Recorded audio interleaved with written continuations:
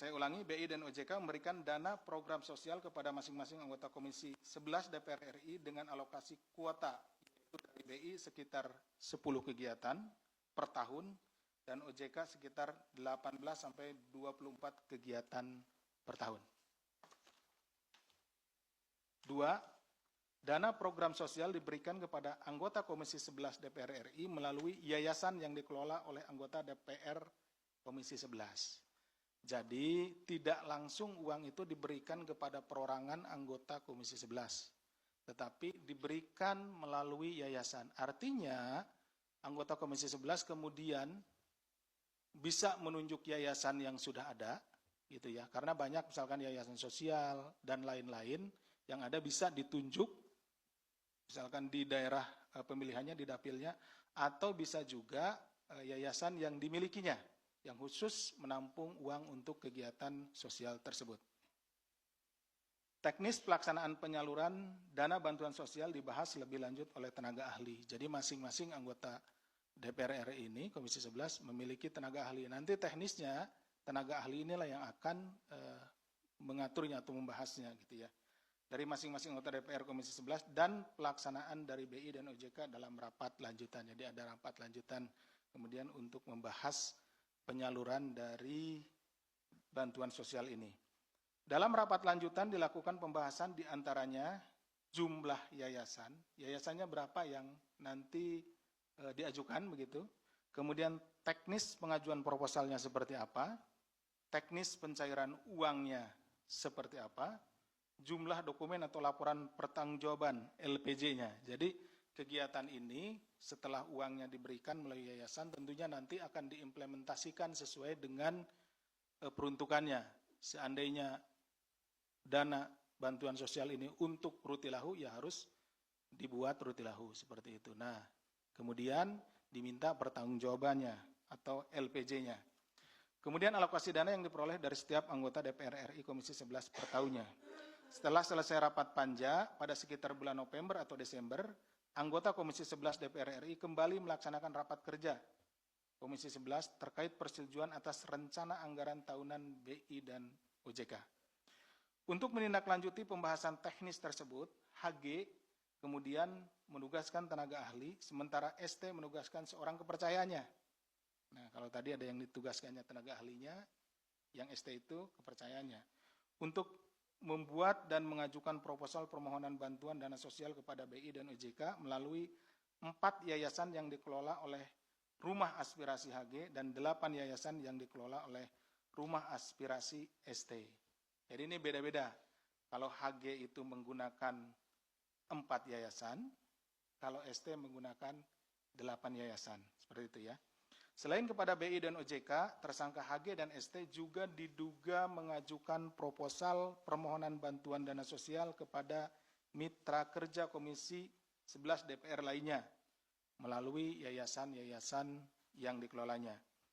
Bahwa pada periode tahun 2021 sampai dengan 2023, yayasan-yayasan dikelola oleh HG dan ST telah menerima uang dari mitra kerja Komisi 11 DPR RI, namun tidak melaksanakan kegiatan sosial sebagaimana dipersyaratkan dalam proposal permohonan bantuan dana sosial.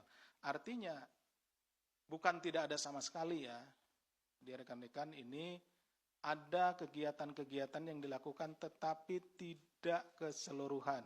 Seperti sering saya contohkan, dana sosial untuk rutilahu 10 rumah. Gitu ya. Nanti yang dipergunakan hanya 2 rumah, kemudian dipotret sana-sini gitu ya. Kemudian dibuat pertanggungjawaban untuk 10 rumah. Sehingga kelihatan di pertanggungjawabannya 10 rumah, padahal yang dibuat hanya 2 rumah. Jadi dana yang untuk 8 rumahnya lagi itu yang digunakan untuk kepentingan pribadinya. HG menerima total 15,86 miliar dengan rincian sebagai berikut.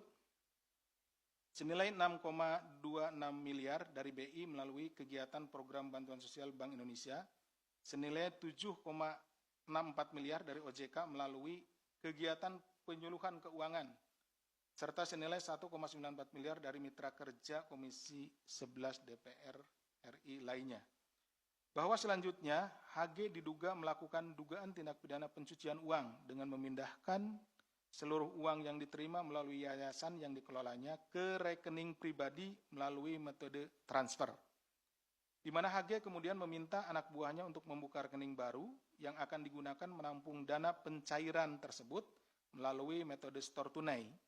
HG menggunakan dana dari rekening penampungan untuk kepentingan pribadi, diantaranya pembangunan rumah makan, pengelolaan outlet minuman, pembelian tanah dan bangunan, hingga pembelian kendaraan roda 4.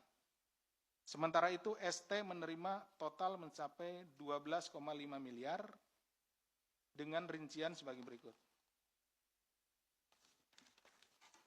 Sejumlah 6,3 miliar dari BI melalui program bantuan sosial Bank Indonesia, sejumlah 5,14 miliar dari OJK melalui kegiatan penyuluhan keuangan, serta sejumlah 1,04 miliar dari mitra kerja Komisi 11 DPR lainnya.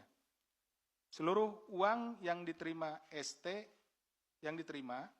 melakukan dugaan tindak pidana pencucian uang dengan menggunakan dana tersebut untuk keperluan pribadinya seperti ditempatkan di deposito, pembelian tanah, pembangunan showroom, pembelian kendaraan roda 2, serta pembelian aset-aset lainnya.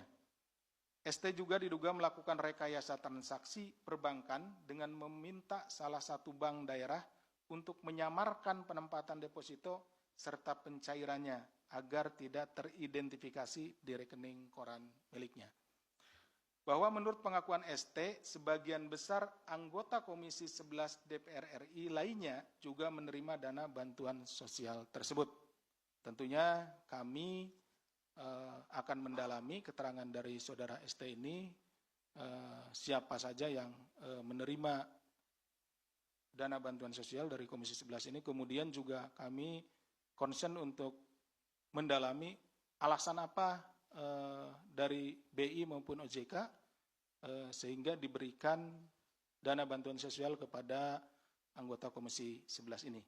Atas perbuatannya, para tersangka disangkakan telah melanggar pasal 12B besar Undang-Undang Nomor 31 Tahun 99 tentang pemberantasan tindak pidana korupsi sebagaimana telah diubah dengan Undang-Undang Nomor 20 Tahun 2001 tentang perubahan atas Undang-Undang Nomor 31 Tahun 1999 tentang pemberantasan tindak pidana korupsi, Junto pasal 55 ayat 1 ke 1, Junto pasal 64 ayat 1 KUHP, serta tindak pidana pencucian uang sesuai dengan Undang-Undang Nomor 8 Tahun 2010 tentang pencegahan dan pemberantasan tindak pidana pencucian uang, Junto pasal 55 ayat 1 ke 1 Kitab Undang-Undang Hukum Pidana. Demikian yang bisa kami sampaikan. Terima kasih atas perhatiannya.